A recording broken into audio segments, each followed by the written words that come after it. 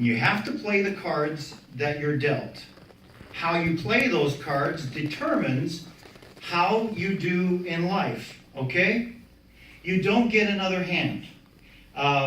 If you're a poker player, and I don't do this on a regular basis as a pastor. In my earlier days, for fun, sure.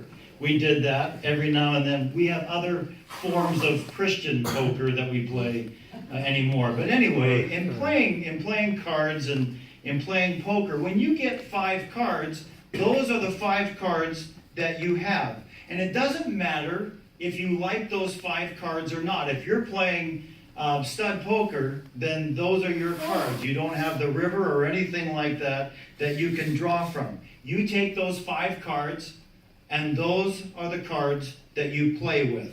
Okay? This is your hand. You can't have his hand or her hand or anybody else's hand. This is the hand that you get to play. Now here's one of the amazing things about this. No one else gets to be you. You are you.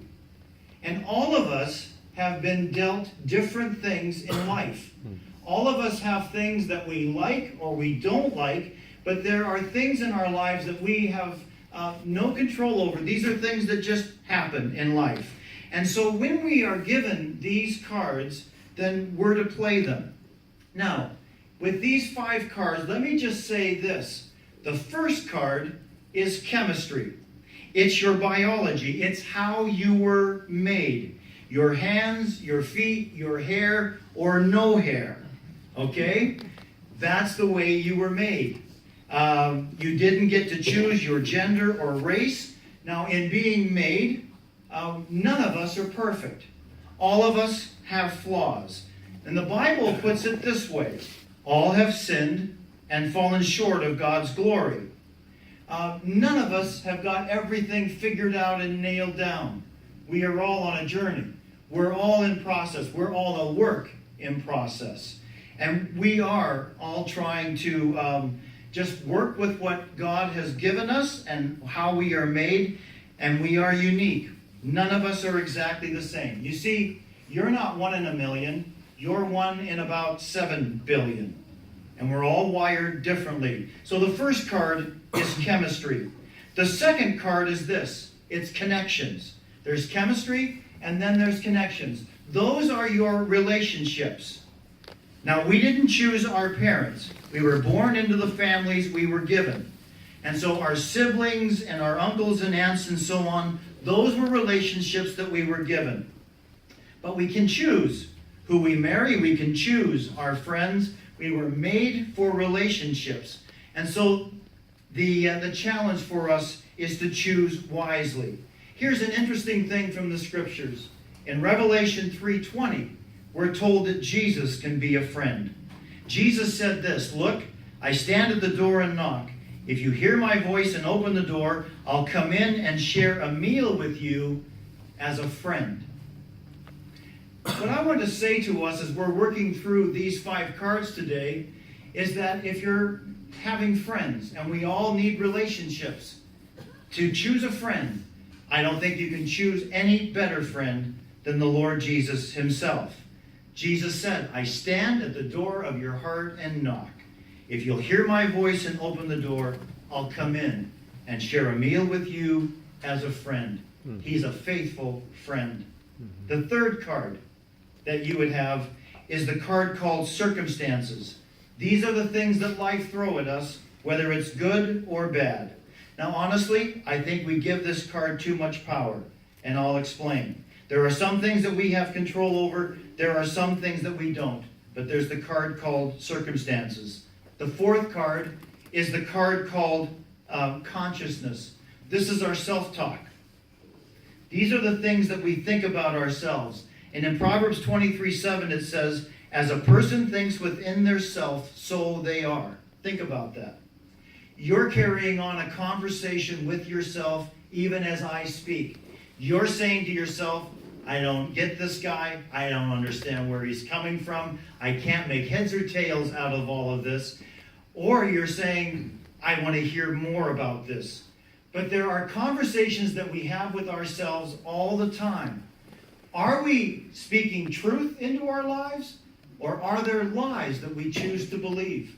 There are all kinds of things that happen to us in society where people will say things to us like, "You're nothing more than a mistake. You'll never amount to anything. I don't know why you were ever here in the first place." You know, there are things that we begin to say to ourselves, things that we begin to think about ourselves, that we actually then begin to believe.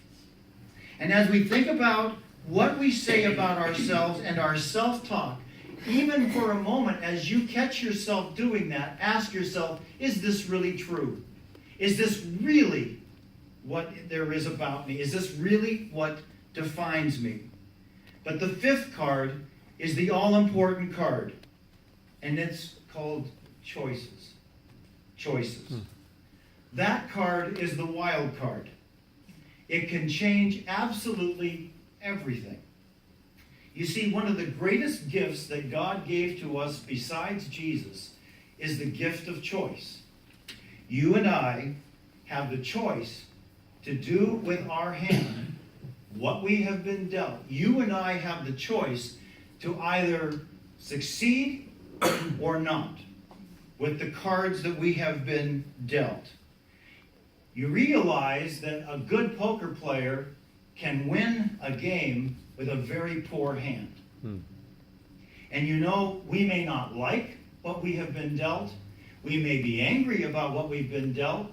We may wish that we were someone else. But God says to us, this is who you are. And you can be the best. No one else can be you. I want to say this to us today, because again, this has been very much on my mind in thinking about our afternoon together.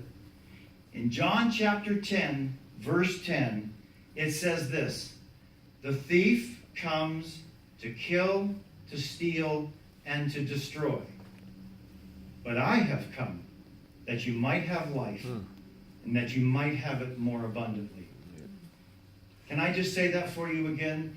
The thief comes to steal, to kill, and to destroy. But I have come that you might have life, and that you might have it more abundantly. Whatever you have in terms of your makeup, your biology, your DNA, whatever you have chosen in connections or relationships, whatever your circumstances may be, whatever your consciousness or your level of self-awareness, and whatever it is that you're saying to yourselves, you have the choice card. And the Bible lays it out for us that every one of us here have a choice. Some of us have made that choice, and we've chosen to walk with God, and the Spirit resides within us. Maybe some of you have not. But I just want to lay that out before you today, to say that the power of choice and the ability to choose is there for you for today.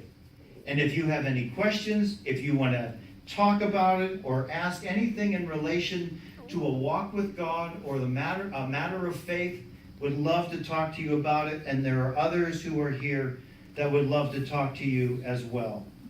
As we begin to draw things to a close this afternoon, there is another song that we want to sing, and the song is Amazing Grace. So Becca, I think you have that for us, okay? Becca's the worship leader here. How cool is that?